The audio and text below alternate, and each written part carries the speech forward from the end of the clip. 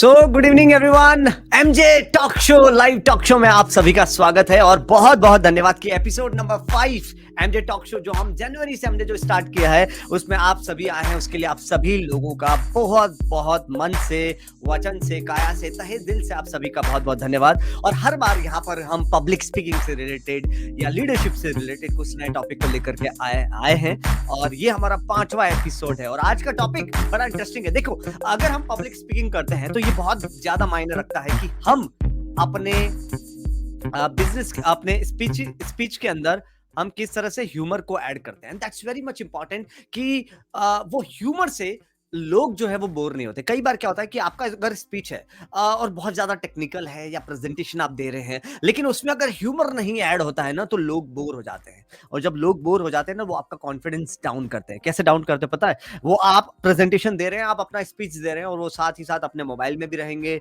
वो शायद किसी से फोन पे बातचीत भी करेंगे, पास पड़ोस में बातचीत भी करेंगे, थोड़ी सी ऐसे बैठे बैठे अंगड़ाइयां लेंगे और इस तरह की सारी चीजें वो करने लगते हैं, जिससे जो स्पीकर होता है उसका कॉन्फिडेंस अननोइंगली, मतलब वो उनको पता नहीं है कि वो इस तरह से आपका कॉन्फिडेंस डाउन कर रहे हैं, लेकिन अननोइंगली वो आपका बहुत ज्यादा कॉन्फिडेंस डाउन कर रहे हैं। वो आपको पीछे रख रहे हैं, वो आपको पीछे धकेल रहे हैं। और इसके लिए जरूरी है कि एक स्पीकर अपने स्पीच के अंदर एक ह्यूमर ऐड करे, एक ऐसा ह्यूमर ऐड करे जिससे लोग जो है उनको आपकी बातें समझ में भी आ जाए और आपका जो कहने का अंदाज है वो भी पसंद आ जाए, जिससे वो ज्यादा अटेंटिव रह सके। तो ज्यादा अटेंटिव लोगों को कैसे रखें, मतलब उनको बोर करने के बजाय उनको अटेंटिव कैसे रख सकते हैं, इस बारे में हम आज बात करने वाले हैं। तो सबसे पहले जो भी लोग हमारे साथ जुड़े हैं, type me in the chat box, ME, type me in the chat box. जो भी लोग आज हमारे साथ लिंक्डइन पे लाइव जुड़े हैं, फेसबुक पे लाइव जुड़े हैं, फेसबुक के मेरे MJ ऑनलाइन एकेडमी के पेज पे लाइव जुड़े हैं, तो type ME in the chat box. So आज मैं आपको बताने वाला हूं कि किस तरह से आप अपनी प्रेजेंटेशन, अपनी स्पीच, अपने भाषण के अंदर आप ऐसे ह्यूमर को ऐड करें जिससे लोग आपकी बातों से इंपैक्ट क्रिएट कर सकें, वैल्यू जो आप देना चाहते हैं वो रिसीव कर सकें और आपकी ऑडियंस बहुत अटेंटिव रहे। और ये बहुत जरूरी अगर आपका सेशन बहुत लंबा है। अगर आप 1 घंटे की प्रेजेंटेशन देना चाहते हैं या आप आधे घंटे की प्रेजेंटेशन देना चाहते हैं, तो क्या आप चाहते हैं कि आप स्पीकर हैं और लोग आप जब स्पीच दे रहे हैं तो वो फोन में बिजी रहें, व्हाट्सएप पे बिजी रहें या आसपास में बातचीत करें या वो इस तरह से अंगड़ाइयां लें? अगर आप ये नहीं चाहते तो आज का ये आधा घंटा आप ध्यान से देखिए और किस तरह से आप अपनी प्रेजेंटेशन के अंदर ह्यूमर को ऐड कर सकते हैं, वो हम जानने की कोशिश करते हैं। तो आज का टॉपिक है effective use of humour in public speaking. फिर चाहे वो ऑनलाइन हो, चाहे वो ऑफलाइन हो, और किस तरह से आप ह्यूमर ऐड कर सकते हैं वो हम यहाँ पे आज जानेंगे। तो इफेक्टिव यूज ऑफ ह्यूमर, जिसमें मैं आपको 7 ऐसे ट्रिक्स बताने वाला हूं जिससे आप अपने पब्लिक स्पीकिंग के अंदर, अपने स्पीच के अंदर, अपने प्रेजेंटेशन के अंदर आप ह्यूमर को ऐड कर सकते हैं। और बिना टाइम वेस्ट किए मैं आगे बढ़ता हूं। पहला जो तरीका है, नो योर ऑडियंस। आप कहां जाने वाले हैं, आपको ऑडियंस किस टाइप की है। सबसे पहले तो आपको यह जानना पड़ेगा कि वो आपकी डे टू डे वाली ऑडियंस है जो आपको जानती है पहले से, या अननोन ऑडियंस है। राइट, ये समझना बहुत ज्यादा जरूरी है। मतलब कहने का मीन्स, अगर वो ऑडियंस, जैसे आप अपनी सेल्स मीटिंग कर रहे हैं और आपके बहुत सारे सेल्स पीपल सामने, या आप कहीं नेटवर्किंग इवेंट में जहां पे ऑडियंस आपको जानती है, तो वहां पे जानती है तो वहां पे अलग तरीके से ह्यूमर ऐड किया जाता है। लेकिन आप कहीं पे ऐसी जगह अपना स्पीच दे रहे हैं, ऐसी जगह अपनी प्रेजेंटेशन दे रहे हैं जहां पर आप पहली बार हैं, जहां पे आप अननोन लोगों के साथ हैं, एकदम जिन्होंने आपको पहले कभी सुना नहीं है, जो आपको जानते नहीं हैं, और पहली बार आप अननोन लोग सामने, तो आपको सबसे पहले ऑडियंस जानना जरूरी है। फॉर एग्जाम्पल, अगर आप किसी स्कूल में अपना स्पीच देने जा रहे हैं तो वहां पे जो बच्चे हैं वो कितने साल तक के हैं, 13 साल तक के हैं, 15 साल तक के हैं, 18 साल तक के हैं, या कॉलेज के हैं, तो आपको अपना प्रेजेंटेशन उस तरीके से बनाना पड़ेगा। अगर आप ऐसा कोई जोक क्रिएट करेंगे, जो क्रैक करेंगे, जो बच्चों को नहीं समझ में आ रहा है, तो वहां पे आपका जो है वो इंसल्ट हो जाएगा। आपके जोक पे कोई हंसेगा भी नहीं, आपके ह्यूमर को कोई दाद नहीं देगा, बिकॉज आपने इस टाइप से यूज किया कि वो बच्चों की समझ के बाहर था। तो याद रखिए, सबसे पहले आपको ये जानना है कि आपकी ऑडियंस कैसी है। आपकी ऑडियंस बिजनेस ओनर्स है, आपकी ऑडियंस बच्चे हैं, आपकी ऑडियंस कॉलेज स्टूडेंट है, आपके ऑडियंस का क्या है और वो किस टाइप की ऑडियंस है। तो सबसे पहले नो योर ऑडियंस, मतलब जहां भी आप जाने वाले हैं वो ऑर्गेनाइजेशन किस टाइप की है, वो कंपनी किस टाइप की है, या कहीं पे भी आपको इन्वाइट किया है तो उनका किस टाइप के लोगों के साथ उन्होंने किन लोगों को इन्वाइट किया है। तो अपने ऑर्गेनाइजर से बात करें, या फिर आप अपनी प्रेजेंटेशन अपनी कंपनी में देने जा रहे हैं तो अपनी सेल्स टीम को आपको क्या कन्वे कराना है, वो क्या सुनना चाहते हैं। सी, आपको क्या कन्वे कराना है और वो क्या सुनना चाहते हैं, इसका मिक्सचर होना बहुत जरूरी है। अगर आप कुछ अलग माइंडसेट के साथ स्पीकर को सुनने आए हैं और वो कुछ और ही डिलीवर कर रहे हैं, तो वहां पे जब मिसमैच हो जाता है ना, वहां पे ऑडियंस स्पीकर्स के साथ कनेक्ट नहीं हो पाती है। इट्स वेरी मच इंपॉर्टेंट कि ऑडियंस आपके साथ कनेक्ट हो जाए। इसके लिए आपको ये जानना जरूरी है कि ऑडियंस के दिमाग में क्या WIIFM है, ऑडियंस क्या सुनना चाहती है, audience what's in it for me. Audience ये सोच रही है तो वो क्या चाहती है आपसे सुनना, वो क्या वैल्यू ऐड करना चाहते हैं अपनी लाइफ में। फॉर एग्जाम्पल, अगर मैं किसी कॉमेडी शो में गया, अगर मैं किसी कॉमेडियन को सुनने गया हूं, तो ऑब्वियसली मैं हंसना चाहूंगा, मैं खुल करके हंसना चाहूंगा, क्योंकि मैं एक ऐसे माइंडसेट के साथ गया हूं कि यार वो कॉमेडी करेंगे। लेकिन सपोज उस कॉमेडियन ने उस दिन कॉमेडी नहीं करी, वो मोटिवेशन पे बात कर रहे हैं या किसी और चीज पे बात कर रहे हैं, तो मेरा जो एक्सपेक्टेशन था वो उनके स्पीच से मैच, ऑल्दो उन्होंने बहुत अच्छा स्पीच दिया होगा, लेकिन अगर उसके साथ मैच नहीं हुआ तो इट मीन्स ऑडियंस की एक्सपेक्टेशन अलग थी, मैंने कुछ और डिलीवर किया। अगर वो इस तरीके से अगर हो जाता है तो वहां पे ऑडियंस आपके साथ कनेक्ट नहीं हो पाती है। And this is very much important कि आप ऑडियंस को क्या देना चाहते हैं और ऑडियंस क्या सुनना चाहती है, इसका जो मेल मिलाप है वो होना बहुत जरूरी है। तो सबसे पहले नो योर ऑडियंस। अगर आप एक कॉमेडियन भी हैं लेकिन आपको एक सीरियस टॉपिक पे बात करने के लिए बुलाया गया है, तो उस सीरियस टॉपिक के अंदर भी आपको अपनी अदा, मतलब आपकी कॉमेडियन वाली अदा, उस सीरियस टॉपिक में उस ह्यूमर के साथ आप सेट करें कि आप वन लाइनर जोक या कुछ ऐसा जोक जो जिसमें लोगों को गुदगुदी आए, तो वहां पे आप जो कन्वे करना चाहते हैं वो भी हो जाता है और ऑडियंस जो चाहती है वो भी उनको मिल जाता है। तो आप समझ गए होंगे मेरी बात यहाँ पे कि ऑडियंस को जानना बहुत जरूरी है, क्योंकि ऑडियंस क्या चाहती है अगर आपको वो नहीं पता और आप सीधा जाकर के जो आपने प्रिपेयर किया है वो उस तरीके से डिलीवर करने जाएंगे, तो ऑडियंस की एक्सपेक्टेशन आपके डिलीवरी के साथ मैच नहीं हो पाएगी और जहां पे ऑडियंस आपको कनेक्ट नहीं हो पाएगी, और शायद शायद शायद उस ऑर्गेनाइजेशन, वो कंपनी के ऑनर्स जहां पे आपको पे करके बुलाया गया है वो आपको पे भी नहीं करेंगे। And that's very much important कि आप ऑडियंस की एक्सपेक्टेशन के साथ मैच करें। तो यहाँ पे मैं पहला चीज, नो योर ऑडियंस। किस टाइप की ऑडियंस है, किस टाइप के लोग हैं, क्या सुनना चाहते हैं, क्या उनका मकसद है, क्या कितने वो अपनी लाइफ में, डे टू डे लाइफ में वो क्या एक्टिविटी करते हैं, क्योंकि ऑब्वियसली जहां पे भी आप जा रहे हैं वो जो ऑडियंस है वो सेम काइंड ही हो। अगर आप कुछ ऐसा इवेंट कर रहे हैं जो अलग अलग तरह की ऑडियंस आ रही है, कॉलेज स्टूडेंट भी आ रहे हैं, ये भी आ रहे हैं, तो आप ऐसे कुछ कॉमन वन लाइनर्स जो क्या क्रैक कर सकते हैं जो यूनिवर्सल हो, जिसमें जैसे जिसमें किसी की बुराई नहीं हो रही है, लेकिन यूनिवर्सल जो सबको समझ में आए, इस टाइप का आप ह्यूमर ऐड कर सकते हैं। तो आगे जानते हैं कौन सी ट्रिक्स है। तो सबसे पहले B mindful of timing. Timing मतलब जो क्रैक करने का भी टाइमिंग होता है, तो जब आपको उसके लिए टाइमिंग अच्छी बेहतर कैसे हो वो भी अगले पॉइंट्स में आने वाला है। लेकिन अगर आप प्रॉपर टाइमिंग पे अगर जो क्रैक करते हैं तो लोगों को उस समय जरूर हंसी आ जाती है, और उस समय सबसे पहले आपको एंजॉय करना बहुत जरूरी है। मतलब कहने का मतलब है कि जिस टॉपिक पे आप बात कर रहे हैं, जो भी पॉइंट आपका चल रहा है, और उसके ऊपर आप एक बढ़िया सा एक ह्यूमर ऐड कर देते हैं। आप एक सी जिसमें आपकी टाइमिंग है, जिसमें अब सबसे पहले आपको ये देखना है कि ऑडियंस आपकी तरफ कितनी देख रही है। बिकॉज कई बार क्या होता है कि ऑडियंस एकदम बिखरी हुई है। जैसे कई बार मुझे किसी ने पूछा था, हमारे एक वो फंक्शंस करते हैं डीजे वाले, जो कहीं पे होटल्स वगैरह में सॉन्ग वॉन्ग गाते हैं, तो लोग क्या कर रहे हैं, खाना भी खा रहे हैं, अपना बातचीत भी कर रहे हैं और उनको परफॉर्म करना होता है। दैट्स वेरी टेरिबल कि जहां पे लोग आपके पास 100% अटेंशन के साथ नहीं है, वो होटल में खाना खाने के लिए आए, लेकिन साथ में म्यूजिक वाला जो है, डीजे वाला जो है, जो म्यूजिक करता है, तो वो कैसे लोगों का अटेंशन खींचता है कि वो बीच बीच में कुछ जोक क्रैक करता है, या बीच में लोगों को कुछ काम देता है कि आप मुझे फरमाइश करो मैं कौन सा गाना गाऊं। तो जब आप लोगों को कुछ काम दे देते हैं या कुछ एक्टिविटी करने के लिए बोल देते हैं, तो लोग जो है वो अटेंटिव हो जाते हैं। लोग जो है, बिकॉज किसी को भी कमांड देते ही, जैसे अगर मैं अभी आपको बोलूं कि type ME in the chat box, तो इमीडिएटली आपकी नजर जाएगी कीबोर्ड के M पे और E पे, और आप टाइप करने लगेंगे। जब हम लोगों को काम देते हैं तो डेफिनेटली उनकी बॉडी को वो एक्टिव रखता है, वो आपकी तरफ अटेंटिव हो जाते हैं। और जब आप लोगों की फरमाइश पे जब वो इंसान गाना गा रहा है तो लोगों का अटेंशन ज्यादा बढ़ जाता है।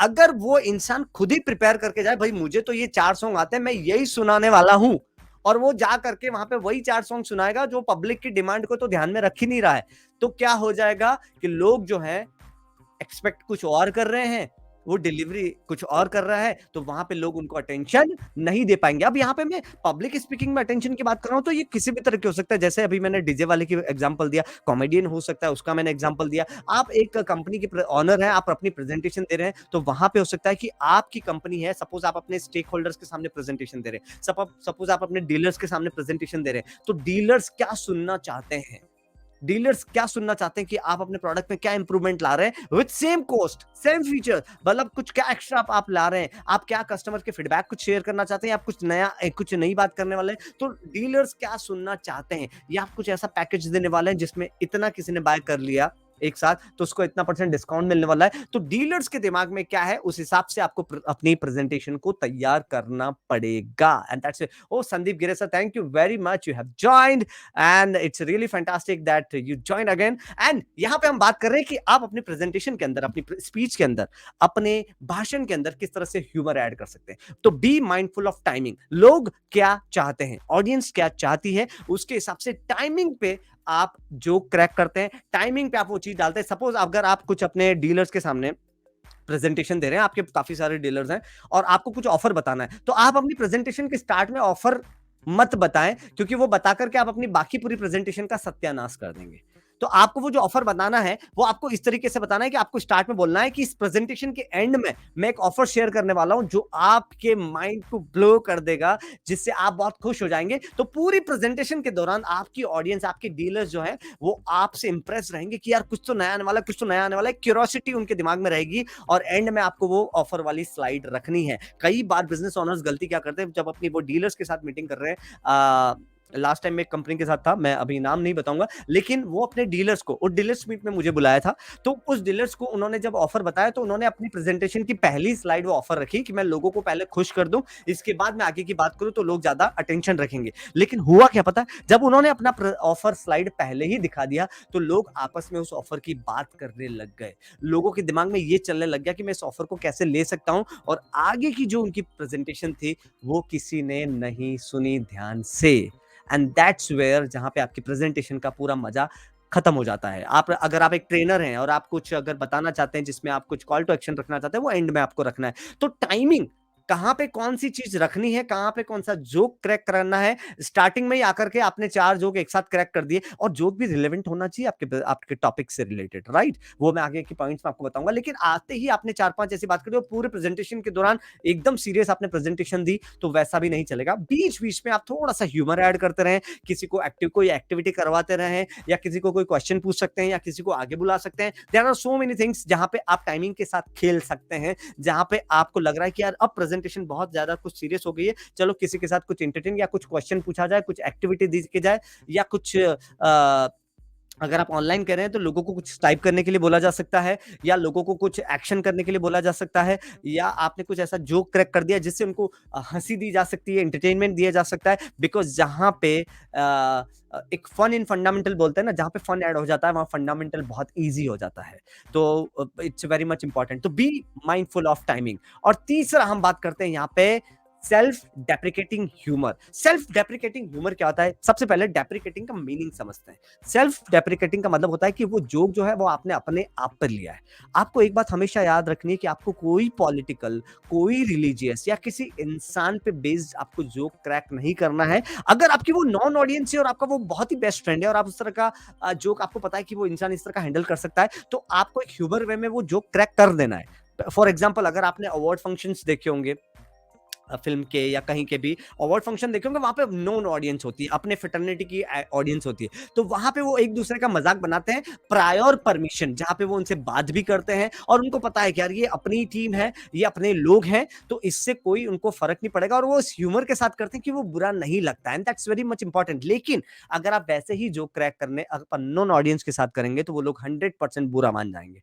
तो यहाँ पे सेल्फ डेप्रिकेटिंग मतलब आपने जोक अपने आप पे ले लिया है, आपने वो बात जब आप अपने आप पे ले लेंगे, जिसमें आप अपने आप को थोड़ा सा लेवल डाउन कर रहे हैं, बिकॉज देखो, जब भी आप पब्लिक स्पीकिंग कर रहे हैं, आप स्टेज के ऊपर हैं या आप आगे खड़े, इसका मतलब आप उस भीड़ से थोड़ा सा ऊपर हैं, थोड़ा सा ऊपर है। और जब आप लोगों के साथ जुड़ना चाहते हैं ना, तो हमें लोगों के प्लेटफॉर्म पे आना पड़ता है, लोगों के साथ आना पड़ता है। और लोगों के साथ आप कैसे आ सकते हैं? ऑब्वियसली आपको स्टेज पे तो खड़ा रहना ही है, because you are a speaker.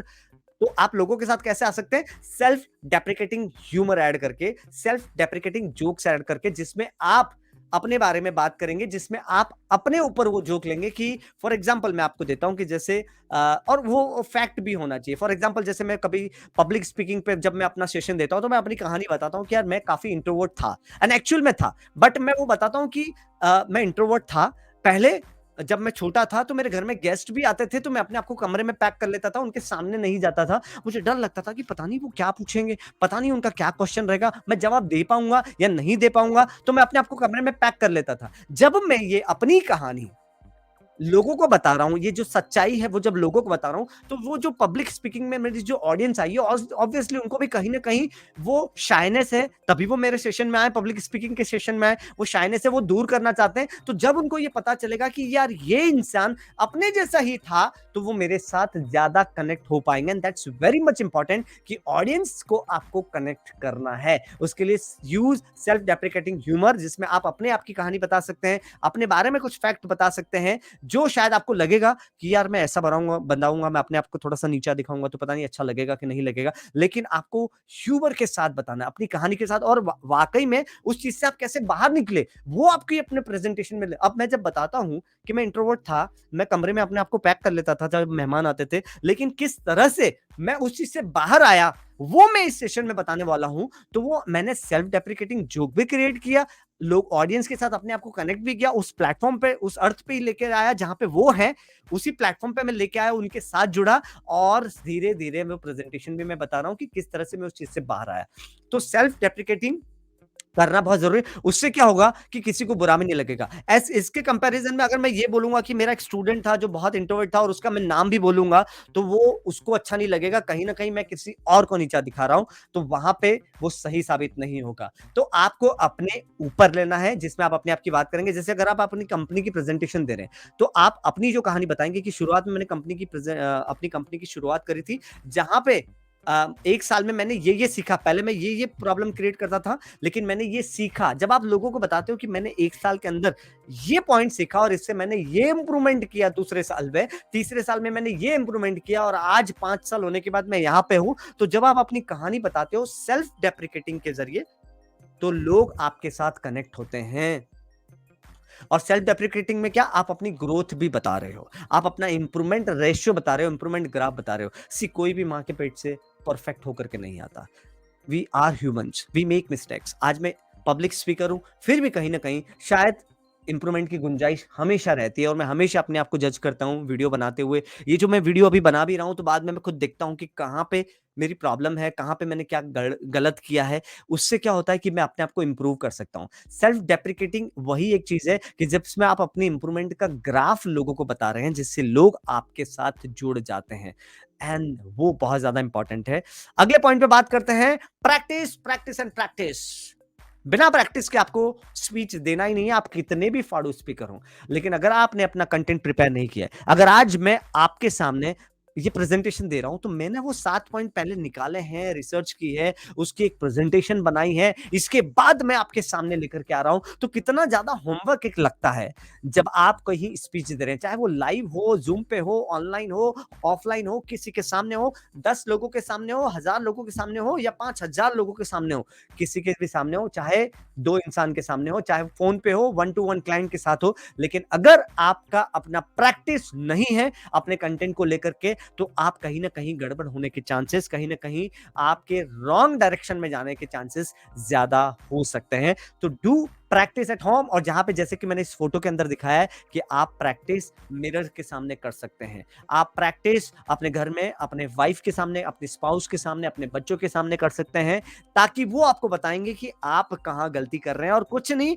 तो एटलीस्ट आप एक मिरर के सामने कर सकते हैं। आप अपने घर के अंदर एक मिरर तो आपके पास होगा ही होगा। तो जब भी आपका स्पीच है, उसके एक दिन पहले और कुछ दिन पहले भी, और एक दिन पहले तो जरूर आपको मिरर के सामने प्रैक्टिस करना है। जब आप बार बार प्रैक्टिस करते हैं तो आपको समझ में आता है कि, और जब आप अपने आप को देख रहे हैं तो आपको समझ में आएगा कि ऑडियंस इसी टाइप से आपको देखने वाली है। ऑडियंस इसी तो कहाँ पे आप गलती कर रहे हैं, कहाँ पे आपका बॉडी लैंग्वेज मिस्टेक हो रहा है, कहाँ पे आपके इमोशंस मिस्टेक हो रहे हैं। सपोज आप कोई कहानी अपनी सुना रहे हैं और उसमें इमोशन ही नहीं दिखाया आपने जो आप दिखाना चाहते हैं, जो उस कहानी का एक्चुअल है। सपोज अगर आप दिखा रहे हैं कि आप पहले बहुत सारे ज़्यादा आपने मिस्टेक की थी, फिर किस तरह से आपने सीखे, तो वो स्ट्रगल आपके वॉइस में दिखना चाहिए, वो स्ट्रगल आपकी बॉडी की लैंग्वेज में दिखना चाहिए। तो जब आप प्रैक्टिस करते हैं तो हमें ये चीज़ें खुद पता चलती है कि किस तरह से हम उसको आगे बढ़ा सकते हैं। And that's very much important. Practice, practice and practice. इसीलिए आपने देखा मैंने यहाँ पे 3 बार प्रैक्टिस लिखा है, बिकॉज़ प्रैक्टिस लिखने के लिए भी प्रैक्टिस करी है। Practice, practice and practice. जब भी आप अपना स्पीच दें तो एटलीस्ट 3 बार, एटलीस्ट 3 बार, मैंने यहाँ पे 3 बार लिखा, प्रैक्टिस, प्रैक्टिस, प्रैक्टिस, एटलीस्ट 3 बार आपको मिरर के सामने, अपने फैमिली के सामने, जो भी ऑप्शन आपको बेटर लगे, आप प्रैक्टिस कर सकते हैं। जहां से आप पहली बार जो बोलेंगे, दूसरी बार ज्यादा अच्छा बोलेंगे, तीसरी बार ज्यादा अच्छा बोलेंगे, और चौथी बार में आपका कॉन्फिडेंस इतना अच्छा होगा कि नर्वसनेस नहीं होगी जब आप स्टेज पे जाएंगे, और वहां पे आप ज्यादा अच्छा डिलीवर कर पाएंगे। 5वां पॉइंट है कि ह्यूमर आप कैसे ऐड कर सकते हैं। Be authentic. आपको शोबाजी करने की जरूरत नहीं है। Be real, be authentic. कई बार कई सारे स्पीकर्स होते हैं जो अपने बारे में ऐसी ऐसी चीजें बताते हैं जिसका ऑडियंस को कोई लेना देना नहीं है। जैसे, आज मेरे पास इतने लाख की गाड़ी है, आज मेरे पास इतना बंगला है, आज मेरे पास ये है, वो है। शायद ऑडियंस का उससे कोई लेना देना, हाँ, अगर उसका लेना देना है, उससे आप ये बताने वाले कि आपने कैसे किया और आप कैसे ये कर सकते हैं, अगर आप ये बताने वाले हैं तो 100% वो सही है। लेकिन उसका आपके टॉपिक से कोई लेना देना नहीं है जो आप डिलीवर करना चाहते हैं, तो इसका कोई मीनिंग नहीं है। उससे लोग आपके बारे में यही बात करेंगे, यार बहुत शोबाजी है, बहुत ज्यादा दिखाता है। But be authentic, be real. जो है एक्चुअल में वो आपको बताना है, जिसमें जो आपके टॉपिक से रिलेटेड हो, जो आपके टॉपिक को, जो आपका टॉपिक अलाउ करता हो। दैट्स इंपॉर्टेंट कि आप और जब जितना आप रियल बन के रहेंगे ना, ऑडियंस को आपके साथ इतना मजा आएगा, ऑडियंस आपके साथ उतना जोड़ पाएगी। यहाँ पे मैंने एक इमेज भी दिखाई है कि किस तरह से सब लोग हंस रहे हैं, सबका अटेंशन पूरी तरह से स्पीकर के ऊपर है, बिकॉज उनका बॉडी लैंग्वेज भी अच्छा है, उनके खुद के चेहरे पे भी स्माइल है, और वो बहुत ऑथेंटिक है। मतलब इस इमेज को देख करके भी कोई ये अंदाजा लगा सकता है कि शायद उन्होंने कुछ ऐसी बात बोली है जिससे लोगों को हंसी आ रही है, वो अपने बारे में कुछ बता रहे हैं, ऑथेंटिक है, रियल है। इस तरीके की अगर बात कर रहे हैं तो डेफिनेटली ऑडियंस आपके साथ जुड़ जाती है। और ऑडियंस का कनेक्शन होना एज ए पब्लिक स्पीकर, ये बहुत ज्यादा इंपॉर्टेंट है कि हर मोमेंट पे ऑडियंस का और आपका कनेक्शन छूटना ही नहीं चाहिए। जहां पे ऑडियंस डोमिनेट हो जाती है, जहां पे ऑडियंस का कनेक्शन टूट जाता है, वहां पे आप कितना भी अपना स्पीच दें, कैसा भी दें, उससे कोई मीनिंग नहीं निकलता है। This is the 5th point, be authentic and be real. And last, use appropriate and non offensive jokes. अब यहाँ पे नॉन ऑफेंसिव जोक्स, यहाँ पे मैंने ब्लैंक स्लाइड रखी है, उसके पीछे पर्पस सिर्फ यही है कि offensive joke, non offensive jokes आपको यूज नहीं करना है, आपको नॉन ऑफेंसिव मतलब किसी को भी बुरा लगे, किसी समाज को बुरा लगे, किसी धर्म को बुरा लगे, किसी पॉलिटिकल, किसी इंसान को बुरा लगे, इस टाइप के जोक्स आपको नहीं क्रैक करना है अगर वो अननोन है। अगर आपका कोई फ्रेंड है, जैसे मैंने बताया कि नॉन फ्रेंड है, नॉन ऑडियंस है, आप उस तरह के जोक्स क्रैक कर सकते हैं जहां पे आपको पता है कि इसका कोई नेगेटिव इंपैक्ट नहीं होने वाला है। लेकिन आप और वो इंसान अगर मौजूद नहीं है ऑडियंस में और आप उसका मजाक बना रहे हैं, ऐसा तो बिल्कुल भी नहीं करना है। और पॉलिटिकल और रिलीजियस से तो दूर से ही तौबा तौबा रखना है कि इस टाइप के जोक्स तो आपको क्रैक करने ही नहीं है। और किसी इंसान के बारे में बात कर रहे हो तो मेक श्योर कि वो इंसान उस ऑडियंस में हो, और उसके बाद आप उसकी तारीफ भी कर रहे हैं कि कैसे वो उस चीज से बाहर आया, अगर आपने कोई जोक भी क्रैक किया है। सो आप उसके बारे में प्लस पॉइंट भी आप बता रहे हैं। और जोक्स इन द सेंस एक फनी हो सकता है, जैसे किसी के सुनने की स्टाइल या किसी का हूटिंग करने का स्टाइल हो सकता है, डिपेंड्स अपॉन आपके टॉपिक के अंदर। जैसे कई बार कॉमेडियंस जो होते हैं, जो अपना स्पीच देते हैं, तो वो कई बार है ना अलग अलग स्टार्स की मिमिक्री करते हैं, और वो उन स्टार्स को बहुत अच्छा लगता है। कहीं ना कहीं वो भी उनका प्रोग्राम ऑनलाइन देख रहे हैं, या कभी ना कभी उनका वीडियो देखा है, कभी ना कभी या किसी ने उनको क्लिप दिखाई है कि देखो यार ये इंसान आपको किस तरह से मिमिक करता है, तो उनको काफी अच्छा लगता है। तो ऐसा जोक्स क्रिएट करें जो उस इंसान को अच्छा लगे, जो उस इंसान के मतलब एकदम प्लस पॉइंट भी ना हो लेकिन माइनस पॉइंट तो बिल्कुल ना हो।